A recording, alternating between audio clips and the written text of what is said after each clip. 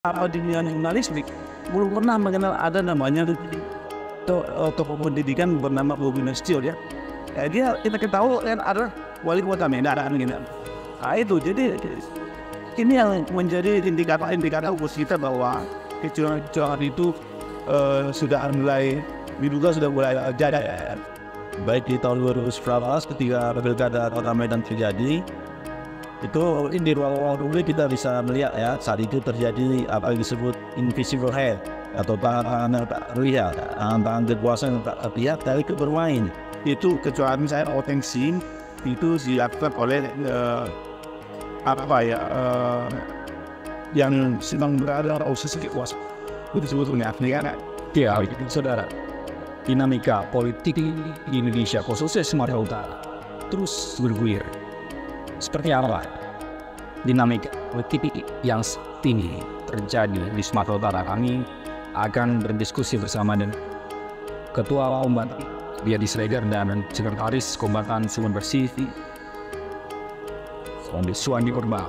Apa kabar? Biadi, sehat punya. Sehat. Ya. Alhamdulillah juga Bang sehat. Bang Suandi sehat. Jadi ini kita bagi dua nih Bang, agar masing-masing bisa ngomong nih, tidak saling bersinggungan kayak politik yang saat ini sedang terjadi gitu. Baik, Bang Abadi, kami ingin bertanya sebelum kami mulai diskusi ini, kami ingin memastikan bahwa Kombatan Sungai Bersih ini apakah memang bentuknya dari salah satu calon Gubernur Sumatera Utara? Saya kira bukan ya. Tentu bukan. Kombatan Sungai Bersih itu adalah lembaga swadaya yang berselatan atau LSI, NGO non-government organization yang dibentuk oleh masyarakat dan tokoh-tokoh masyarakat Sumatera Utara yang punya pikiran dan pandangan yang sama tentang kondisi demokrasi kita saat ini dan penegakan hukum kita sekarang. Jadi kami berkumpul dan kami yang punya pikiran sama itu berkumpul dan ingin mendirikan satu lembaga yang kira-kira bisa mengambil peran dalam proses demokrasi dan penegakan hukum kita yang tahun sekarang dalam kondisi tidak baik saja dari itu. Ya, Bang Abadi, kalau di tingkat nasional kita sudah mengetahui ada gejolak karena adanya putusan 60 oleh MK, ya, dan itu digodok di DPR kan, dijeda dengan waktu yang cukup lama Bang ya. Sebenarnya revisi yang mereka lakukan itu cukup cepat sekali. Padahal yang mereka revisi adalah undang-undang yang mereka buat sendiri yang sudah diputuskan oleh MK. Nah, kita menjadi heran, apakah ada imbasnya ke Sumatera Utara, Bang Abiyad? Saya kira kalau saya juga bisa saja ya. Ini terutama dalam formasi dukungan terhadap calon kepala daerah ya.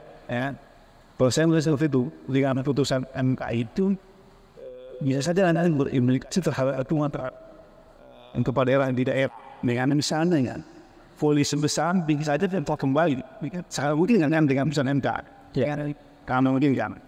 Tapi di sisi lain kemudian ketika yang kita kan DPR ingin melawan ini dengan tidak percaya kepada putusan MK. Nah di sini mungkin yang membuat publik di Indonesia menjadi ingin menuangkan ada lembaga legislatif ya dengan sekarang kita dengar bahwa sekarang sedang terjadi aksi besar-besaran di DPR RI. Jadi di Jakarta, saya kira ini bagian yang harus kita dukung saya ya, karena putusan MK itu kan mestinya pindah dan mengikat kan. Jadi kalau misalnya DPR lagi ingin mengubahnya, menolaknya, saya kira kita negara ini udah diarah. Jadi yang mana lagi harus kita pegang kita dalam penegakan hukum? Saya kira itu ya baik. Kita evaluasi Bang Suandi kembali.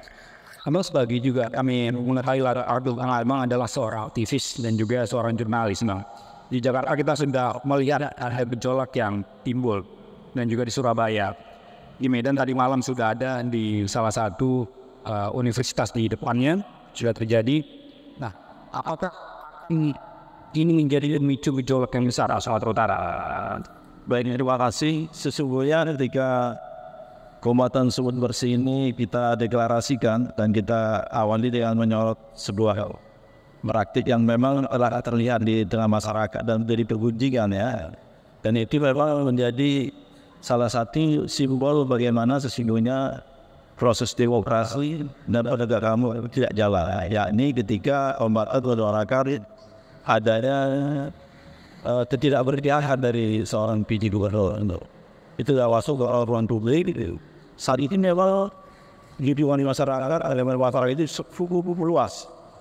Kami menerima berbagai support dari masyarakat, termasuk dorongan untuk melakukan aksi yang lebih nyata seperti untuk menyurati kepada Menteri Dalam Negeri, kepada Menko Polhukam dan Komisi 2 DPR RI dalam bentuk aksi nyata menindaklanjuti bagaimana keresahan masyarakat terhadap praktik kecurangan atau katakanlah keberpihakan dalam pelaksanaan atau belum kecurangan seperti itu. Nah kemudian dalam konteks pertanyaan Mas Pras tadi soal aksi yang di MK ya di Jakarta ya di DPR RI ya, aksi setelah itu MK itu saya kebetulan secara pribadi ada menerima beberapa pernyataan link dari beberapa elemen masyarakat. Bahkan ada ketua MK dan justru mengeluarkan statement dan itu sekarang ramai di media sosial yang menyatakan seandainya DPR RI walaupun masyarakat menggolkan dari ibaratkan pilkada tersebut, itu sama artinya adalah pembangkangan terhadap konstitusi. Artinya yang menyebut ini bukan lagi ketua MK, tapi ketua MK, artinya majelis kehormatannya MK ini dan mengeluarkan statement. Tentu ini sebuah statement yang tidak asal karena dikeluarkan oleh semua lembaga yang ada katakanlah merupakan salah satu institusi tertinggi di hukum kita, itu menjadi paralel. Jadi kita menganggap sinyal-sinyal di elemen masyarakat kita, dukungan dorongan untuk ikut bersuara untuk mengawal, istilahnya mengawal ya putusan MK itu. Artinya kalau kamu sebut aksi Jakarta itu saat ini, sesungguhnya di Sumatera Utara yang terkenal menjadi lokomotif sebuah perubahan ini telah terjadi.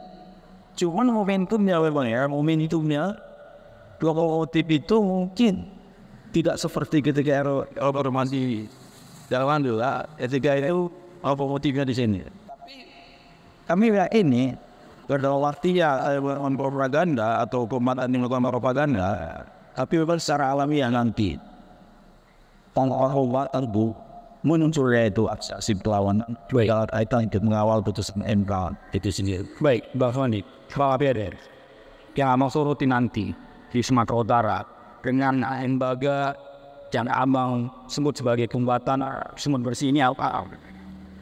Jadi kalau kita lihat dari literasi itu kan kombatan itu tidak jual. Jadi kami yang hadir di kombatan ini adalah gerakan penjuang dalam rangka pendekatan demokrasi dari kultur, terutama dari konteks penyelenggaraan pemilihan gubernur maupun pilkada kabupaten kota yang nanti akan November nanti akan berlangsung ya. Jadi kita ingin bagaimana penyelenggaraan pemilihan kepala daerah itu nanti berjalan betul-betul minimal kecurangan. Baik, artinya ada prediksi akan ada kecurangan nantinya. Ya itu sebetulnya karena kita prediksi itulah maka kita lahirkan kombatan sumber bersih. Dan kecurangan seperti apa yang masuk? Iya, yang paling kita khawatirkan sebetulnya adalah ketidaknetralan para negara dan polisi. Kemudian tidak melakukan dugaan ya dari ketidakmauan para aparat penegak itu dalam menindak mungkin dalam konteks pidana atau apa atas penyelenggaraan pilkada itu sendiri. Ya, itu kita berikan sana ya. Kita baru saja menyoroti dugaan ketidaknetralan PJ Gubernur Sumatera Utara misalnya dalam dua acara besar yang sebenarnya dan singgung.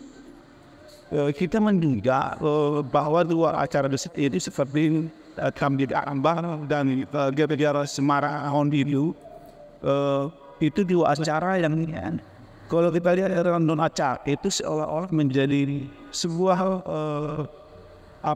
sebuah venitas itu salah satu calon gubernur Sumatera Utara. Ya, karena tiba-tiba ada satu misalnya Bobi ya langsung di situ disebutkan langsung menjadi tokoh pendidikan itu hadir di sebuah acara. Sementara kita semua tahu, ya kan? Saya kira tokoh-tokoh pendidikan di Sumatera Utara yang itu tokoh pendidikan akan tertawa mendengar ketika Bobi disebut sebagai tokoh pendidikan.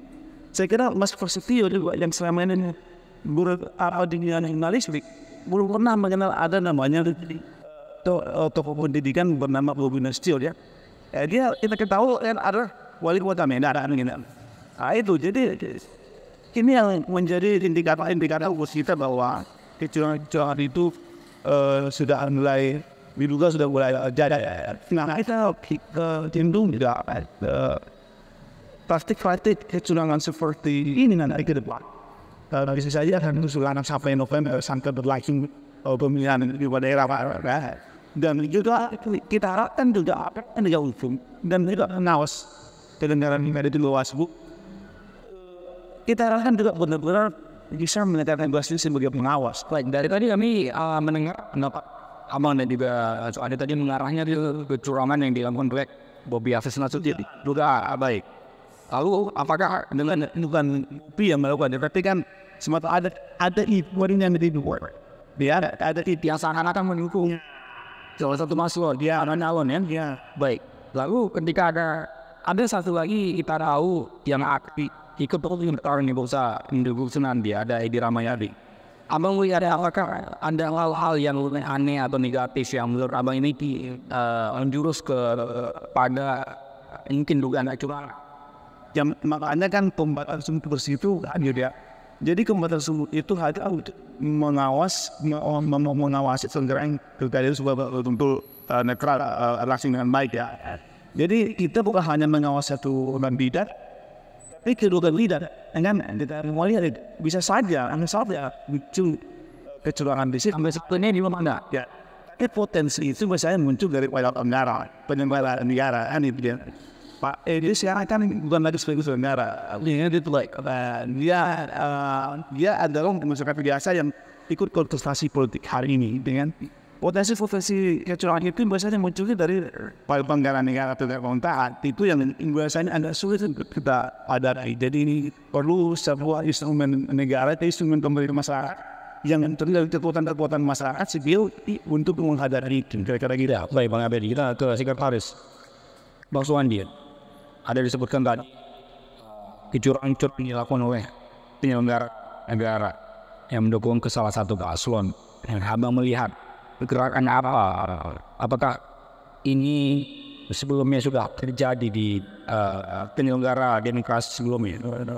Ya, emang yang menjadi salah satu latar belakang terbentuknya kombatan ini adalah munculnya kesadaran dari sejumlah elemen atau pihak atau tokoh di Kota Medan ini yang berbasis pada peristiwa wilayah terdahulu, baik di tahun 2019 ketika pilkada Kota Medan terjadi. Itu di ruang-ruang publik kita bisa melihat ya, saat itu terjadi apa yang disebut invisible hand atau tangan yang tak terlihat, tangan kekuasaan yang tak terlihat dari bermain. Nah jadi itu berbasis daripada peristiwa dari pelaksanaan pemilihan kepala daerah pemilu dahulu contohnya di 2019 itu di ruang-ruang publik bisa kita lihat dari jejak digital itu terlihat jelas ada intervensi kriminalisasi mata terhadap salah satu calon dan kemudian muncul pada apa yang disebut invisible hand, tangan kekuasaan yang tak terlihat lagi bermain dan itu mengaruhi hasil dari ini. Foliar semuanya. Jangan perjelas Pak, invisible ini yang apa maksud mengarah ke siapa? Akhirnya ketika itu salah satu yang cukup mencuat ya, dari itu banyak case, saya ingin menyebut satu saja terhadap Ahyar Rashidon. Ahyar Rashidon sebagai PLT Wali Kota Medan saat itu dipanggil oleh aparatur kepolisian daerah Sumatera Utara dalam kaitan adanya pengaduan terhadap beliau penyelenggaraan FTQ. Padahal anggaran tersebut baru selesai, dalam artian secara regulasi belum lagi dikumpulkan untuk seperti arah auditnya ini. Tapi tiba-tiba oleh sebuah laporan muncul itu pemanggilan dari yang bersangkutan. Dalam konteks ini itu bisa disebut dianggap sebagai sebuah kriminalisasi. Bahkan yang mereka sendiri menit itu ayat itu menyebut ada kriminalisasi. Dan ketika itu tinggi penolakan dari masyarakat, pertanyaan tidak lanjutilah uangnya tersebut. Ya. Nah, kemudian dalam kaitan ini, Mas, kabupaten ini ingin tampil seperti disebut ketua tadi, kabupaten itu pejuang. Kalau kita mereferensi dari kata kabupaten itu adalah pejuang di era penerangan. Jadi artinya kami ingin meyakinkan terang tinggi bahwasanya kabupaten ini muncul karena memang ada peperangan yang harus dikurangi. Situasi tidak normal. Tapi kalau normal tidak keras.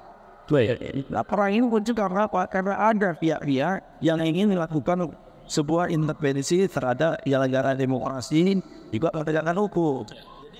Itu memang beririsan, Mas. Ketika kita ingin melawan sebuah upaya yang ingin menempang tumbuhnya demokrasi, sesungguhnya di situ terjadi juga pelanggaran hukum. Baik, itu irisan. Langsung di hal apa yang tidak dilakukan ini salah satu contoh Mas ya yang kami lakukan supaya juga publik ini tidak terkejut. Karena kami itu sebutkan tadi ada situasi tidak normal seperti perang.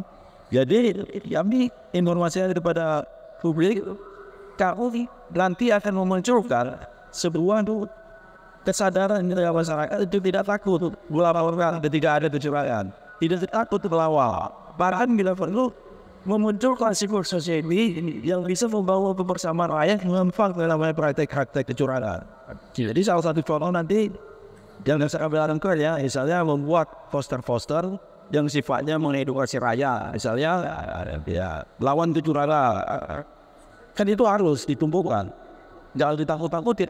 baik. Kemudian misalnya institusi polisi, aparat hukum, misalnya Pak Polisi itu kan sahabat rakyat, ya apa dong di misalnya yang disebut polisi sahabat rakyat itu jangan a priori ya, dalam artian itu bagian dari kekuatan ini itu menumbuhkan sinergi bahwa Pak Polisi adalah pengayom kami. Baik.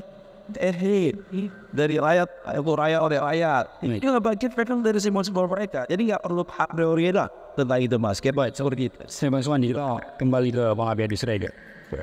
Bang Abiyadi sudah disampaikan oleh Bang Suwandi tadi banyak sekali mungkin program yang akan dilakukan oleh Kementerian Bersih Sumatera Utara ini.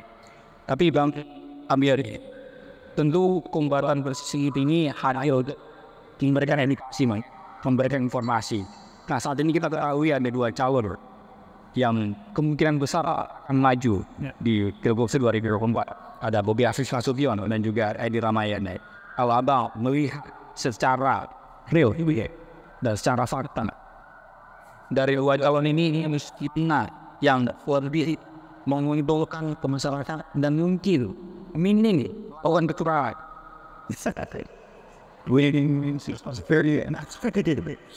Ya, biasanya kecurangan dalam penyelenggaraan itu kecurangan misalnya potensi itu dilakukan oleh yang sedang berada pada posisi kekuasaan itu sebetulnya kan dan nggak tahu siapa tapi kecurangan itu biasanya muncul dari yang juga ada di posisi kekuasaan karena dia memiliki yang penting dia memiliki dia menguasai instrumen negara. Dia wali kota Medan, Bobi Afif Nasution. Tidak, wali kota Medan kan cuma di Medan aja dia kan. Tapi mertuanya adalah seorang presiden dan iparnya juga founder presiden. Ya pasti itu bahwa yang potensi melakukan kecurangan pihak yang bisa mengendalikan institusi negara ya ini mungkin kita bisa melihatnya. Kalau bisa kira ya mungkin karena mereka sekarang sebagai wali kota dan juga menantu presiden ya. Saya kira kalau ini dia kan sekarang biasa yang ingin main dalam konsentrasi yang bisa ya. Tapi yang ingin kami negaskan di sini itu adalah untuk bahwa pembatas cukup itu mengawasi semua negara pilkada itu ya. Jadi kita awasi juga ke Indramayadi, kita awasi juga Bobi, dan kita awasi para negara-negara mulai di KPP sampai kepada Wasmut, dan sampai kepada tingkat awal itu kita awasi. Ya, jadi malahan kita ingin sebetulnya audiensi kepada semua calon ya, kepada Pak Edi, kepada Pak Bobi, belum ada saya calon ya, kepada kepolisian, KPU, Bawaslu, untuk menyatakan bahwa kami sebagai tingkatan civil society ini ingin hadir sekarang untuk mengawal penyelenggaraan pilkada di Sumatera, baik itu pilgub maupun pemilihan kabupaten kepada daerah kabupaten kota di Sumatera. Baik, tapi kalau bicara tentang Bobi, siapa yang lebih untung dipilih oleh masyarakat sebenarnya antara Bobi Nasution atau Edi Rahmayadi? Ya saya kira masyarakat yang lebih mengetahui itu ya. Jadi makanya rakyat itu kan memiliki kedaulatan. Ya kita berharap masyarakat cerdas speaking melihat semua, ya kan? Kami berharap pembatas isu bersih tentu seluruh masyarakat Sumatera itu cerdas memilih pemimpinnya. Pemimpin seperti apa yang harusnya dipilih oleh masyarakat Sumatera? Itu tentu yang memiliki yang membangun Sumatera dengan baik ya, tanpa kecurangan ya, membangun demokrasi dengan baik di Indonesia ya, membangun demokrasi di Indonesia dan penegakan hukum di Indonesia termasuk di Sumatera, terutama di Sumatera Utara. Bobi atau Edi, Bang Rahmayadi? Kita serahkan itu kepada masyarakat untuk itu lagi ya. Bang Rahmayadi apa yang ingin sampaikan kepada masyarakat?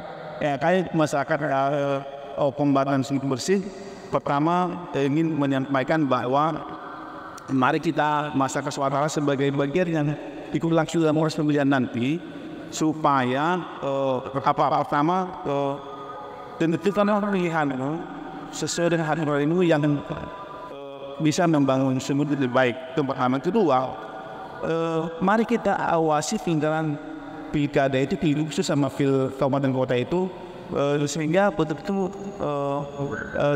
terlaksana pilkada yang betul-betul demokratis ya, jurdil itu benar ya.